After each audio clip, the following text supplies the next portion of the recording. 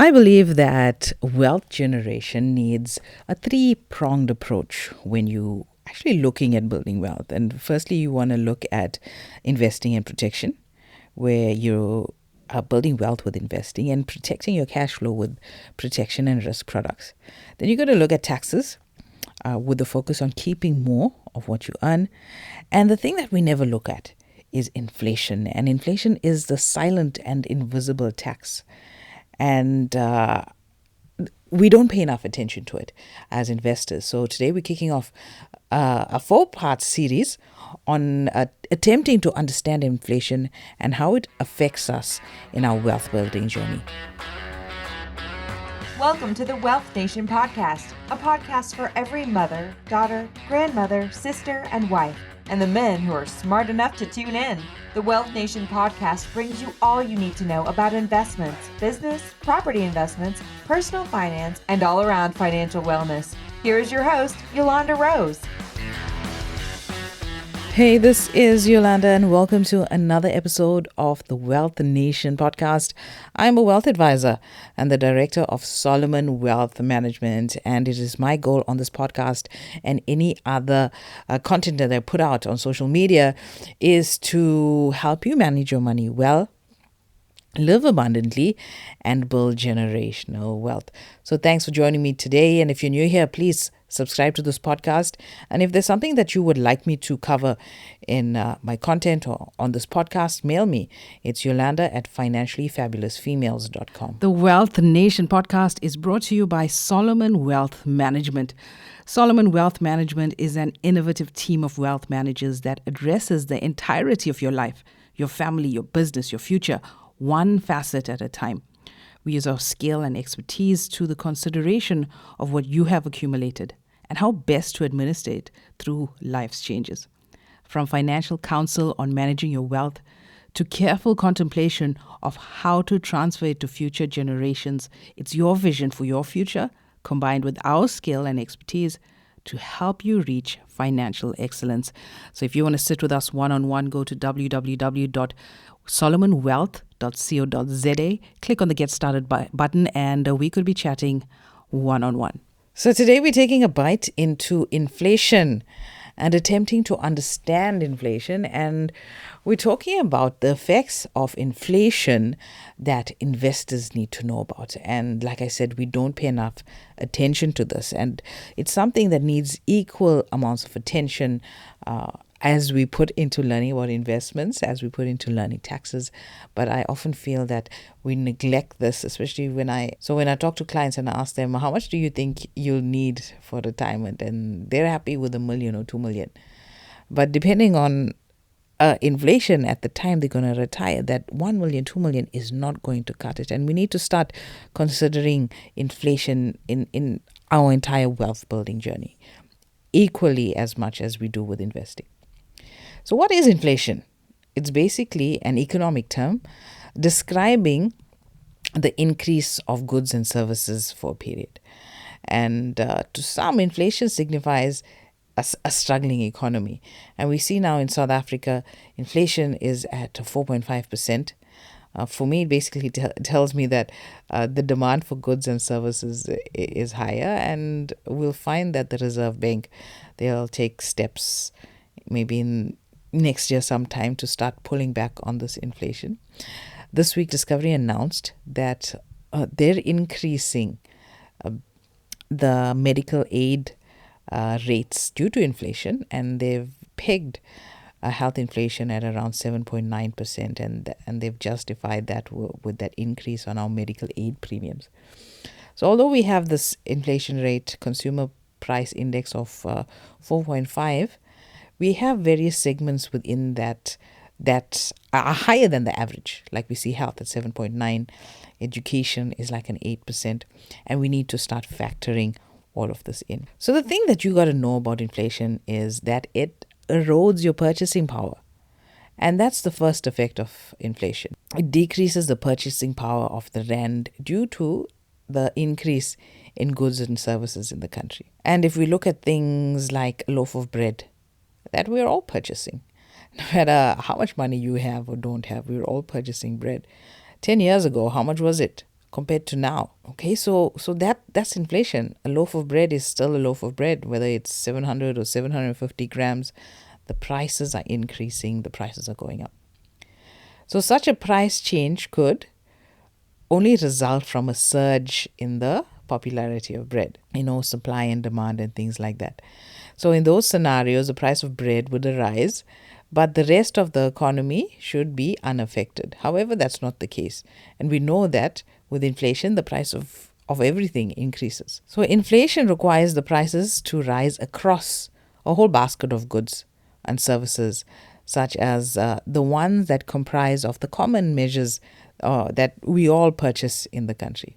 So when the prices of the goods that are non-discretionary and impossible to substitute, things like fuel, food, when they rise, they can affect inflation all by themselves. And for this reason, economists often take out food and fuel only to look at the core inflation, which is less volatile with the price changes. Another thing that inflation does is that it encourages spending. And this is a predictable response to the diminishing buying power is to buy now rather than later.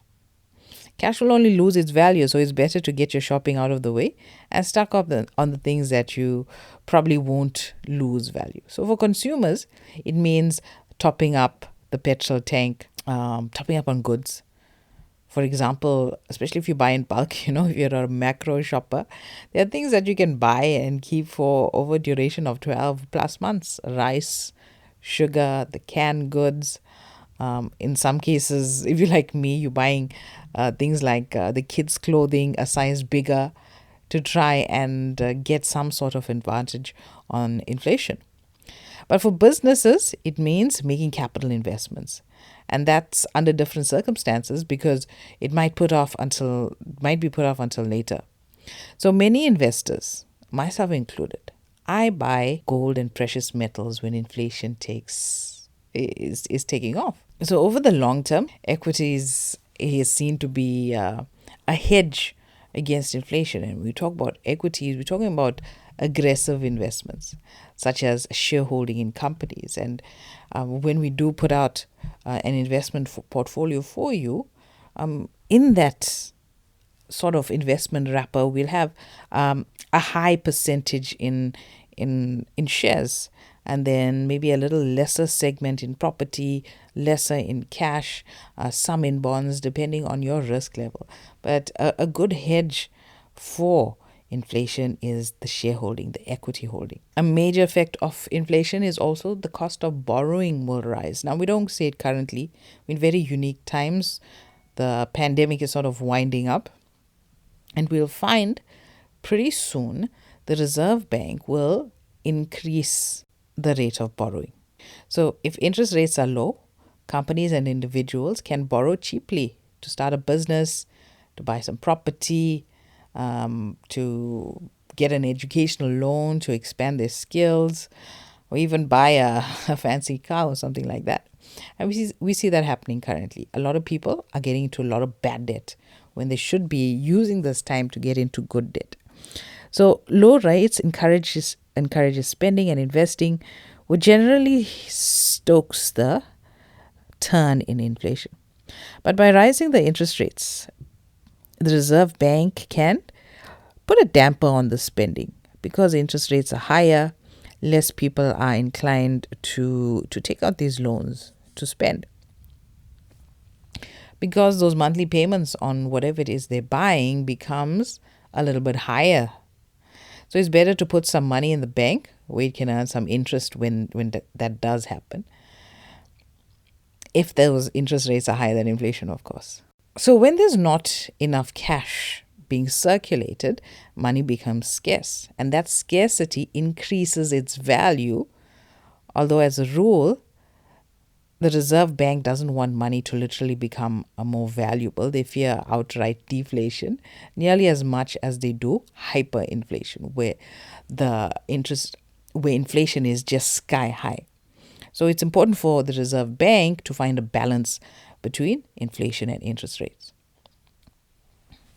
So the thing that they can play with is the interest rates, and they'll target either high or low to try and target the target range of inflation rate. And in South Africa, they're looking at more around 4 to 6%, and we're in the middle now at around 4.5-5%. But we see that the Reserve Bank director has mentioned that they're planning to target 3%. Due to the interest rate being low, inflation is a little bit high, and because interest rates are low, spending is stimulated. And that would force the Reserve Bank to push up interest rates. Inflation also discourages saving, and we see a lot of people not doing the whole cash deposits and holding money in the bank. They're either spending it, and hopefully smart people like you are investing it, because the purchasing power of that currency of the rand is depreciating over time. So those are the major effects of inflation that we need to consider. And this is just part one in our series. We're going to be speaking about a lot of fun stuff, how we can profit during inflation, the things that we should be investing in during inflation, and why debt is not a bad thing in relation to inflation.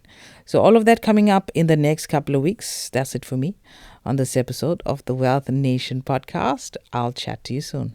Thanks for tuning in. Make sure to visit our website at www.financiallyfabulousfemales.com and sign up for our free investment masterclass.